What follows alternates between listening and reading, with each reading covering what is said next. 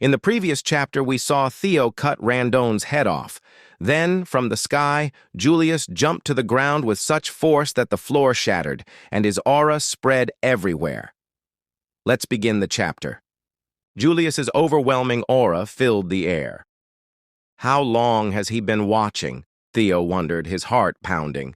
Even Evelyn, usually calm, was annoyed by her former superior's dramatic entrance. Does he really have to destroy the floor every time? She muttered to herself. Julius approached, his eyes glowing red. Theo braced himself for the worst, but Julius suddenly burst into laughter, slapping Theo on the back. That was exciting, Julius boomed. He praised Theo for his talent, even adding that he had surpassed his master. While Theo was still processing everything, Julius said, "No, it's a little bit disrespectful since you killed him, right?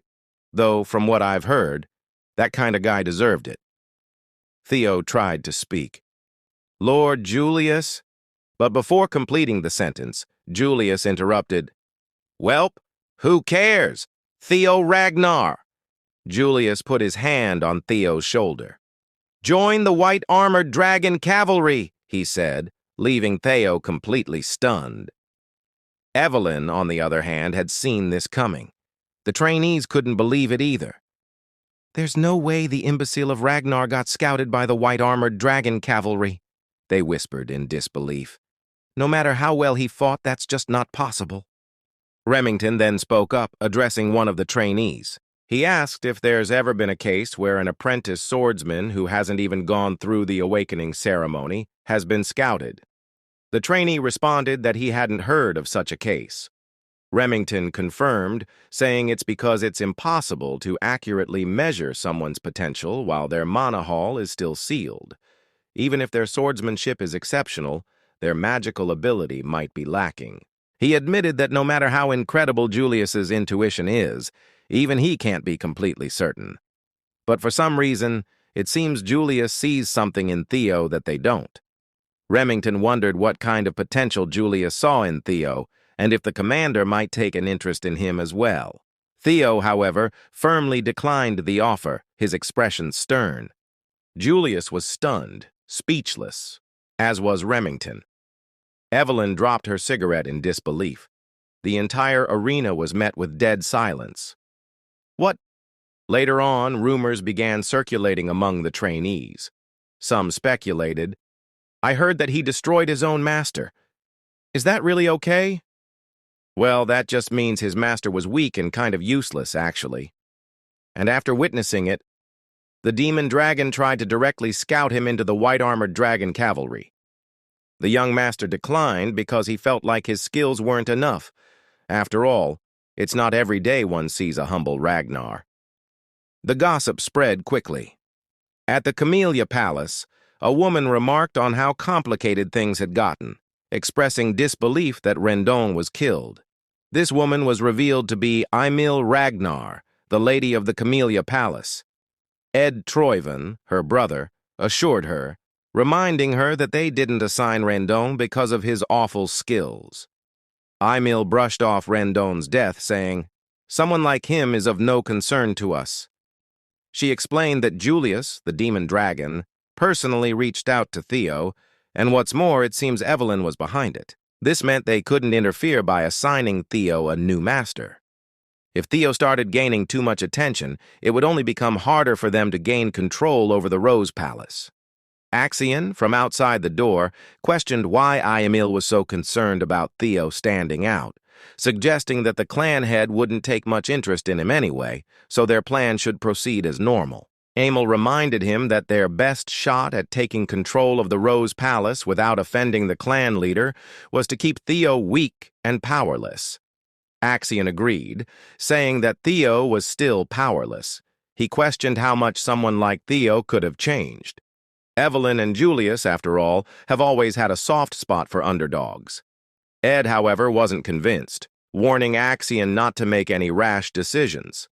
Axion dismissed his concerns, saying their mother and uncle worried too much. Confidently, he announced he would pay Theo a visit himself to remind him of his place.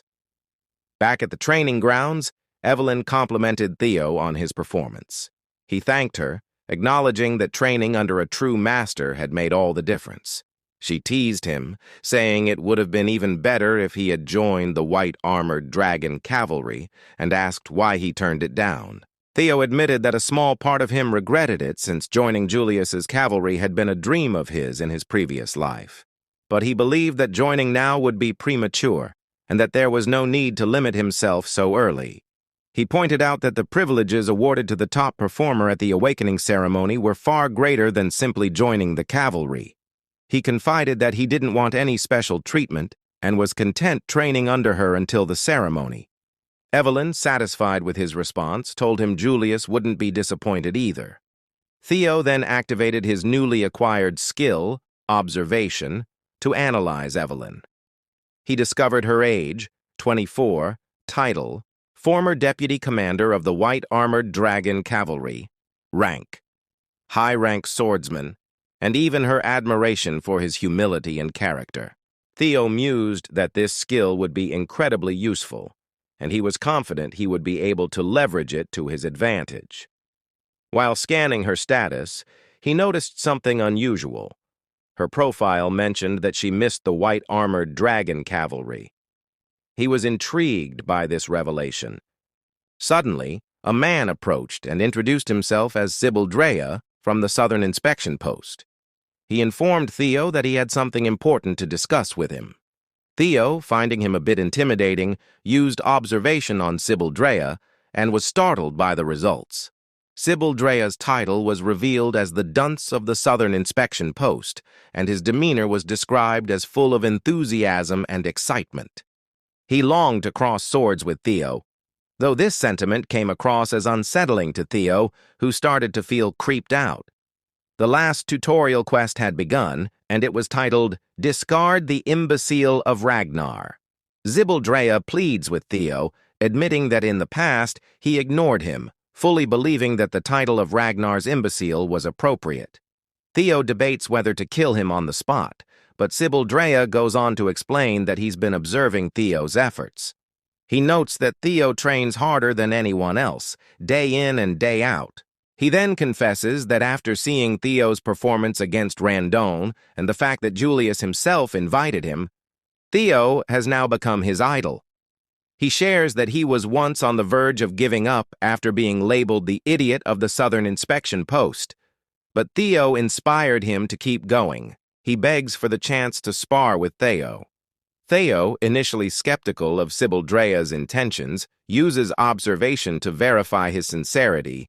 He's surprised to find that Sybil Drea's admiration is genuine. Reflecting on how people react to him, Theo realizes that after defeating Randon and gaining Julius's attention, he expected people driven by jealousy to come and challenge him. Instead, he's finding that there are those who genuinely want to follow him. He concludes that perhaps the Ragnar family members still have some pride left after all. Realizing that he'll need loyal allies if he's to rise to the position of clan head, Theo sees this as an opportunity. This quest, which is the final part of the tutorial, gives him a chance to shed the unwanted title of Ragnar's imbecile, something he was never able to escape in his previous life. He asks Evelyn for a moment to spar with Sybil Drea, and she agrees, encouraging him to showcase his skills. Theo and Sybil Drea take their positions, each formally introducing themselves. Theo Ragnar, the apprentice swordsman of the Rose Palace awaiting the awakening ceremony. My master is Evelyn Nereville. Evelyn smiles upon hearing Theo proudly name her as his master. Sybil Drea introduces himself, revealing that he wields the swordsmanship of the Core clan and specializes in the quick sword. He expresses his excitement for the fight. Sybil Drea charges in with a flurry of swift attacks, which Theo effortlessly blocks. Sybil Drea, impressed, comments on how fast Theo is despite his reputation. He adds that even though he was called the fool of the Southern Inspection Post, he takes great pride in his speed. But as expected, Theo's skills are the real deal, as he easily fends off every strike. Theo reflects that if this had been his previous life, he would have struggled against even a few of these hits. But now things are different. With a single decisive swing, Theo sends Zibaldrea flying across the training grounds, crashing into the wall with such force that Zibaldrea vomits a little. Zibaldrea, still in awe, thanks Theo for the fight, saying he learned a lot. Theo then catches his reflection in his sword and wonders if he can use observation on himself. To his surprise, it works. He sees his own title, his talents, and a few locked abilities that read, "Access Denied." He's also surprised to see that he's still at level 1, and there are sections of his profile that are hidden. Having finally accessed his stats for the first time, they will now be notated with numbers. He notices that his magic power is high, likely due to inheriting his past life's magic in his dragon heart. But oddly, his luck is in the negatives. Theo speculates that the bad luck he experienced in his previous life may have been due to this, and he decides he'll need to figure out a way to improve his luck in the future. While lost in thought, Theo suddenly realizes he's completely surrounded by the other trainees. He wonders what's going on. Evelyn explains that no matter how weak Rondon was, he was still a mid-rank swordsman. And now that Theo has defeated him and earned the approval of the commander, the Ragnar family, being focused on strength, has two ways of reacting. They either become envious or begin to admire him. The ones gathered around clearly fall into the latter category. The trainees murmur amongst themselves, admitting that if they were in Zibaldrea's place, they don't know if they could have even blocked those strikes. A battle-hungry energy begins to fill the air as they express their desire to spar with him as well. Theo, feeling a bit overwhelmed, sighs and calls forward one of the men he recognizes, named Eodi Nalan. Surprising the man that Theo knew his name, Theo calls Eodi forward, saying he looks forward to sparring with him. Eodi, feeling honored, introduces himself as the third son of Viscount Nalan and a practitioner of the double ascension swordsmanship. Theo, as he did with Zibaldrea, introduces himself formally, expressing his hope for a good fight.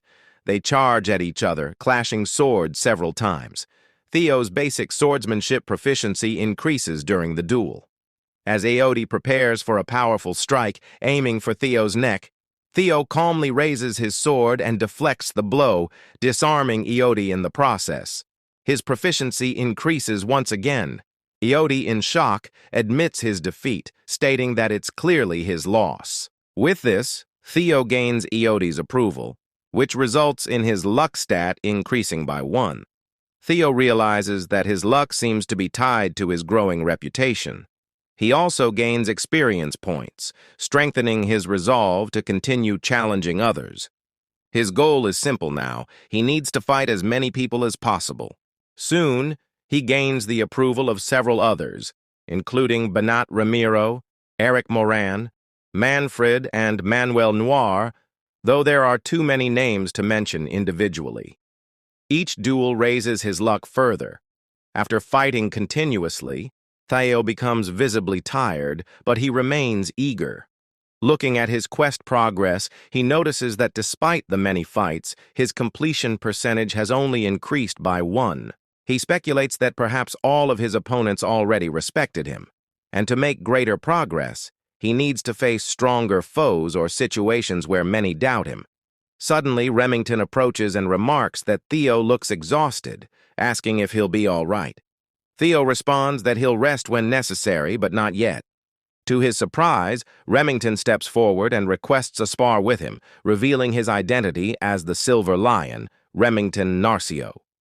Theo is astonished, recognizing the man, and so does the crowd. Remington is one of the famed Four Hounds of the North, a title reserved for the strongest of the Ragnar clan's awakening generation. The first is Hulkus Lanka, the second is Ray Ragnar, the third is Remington, and the fourth is Camellia Palace's Axion Ragnar.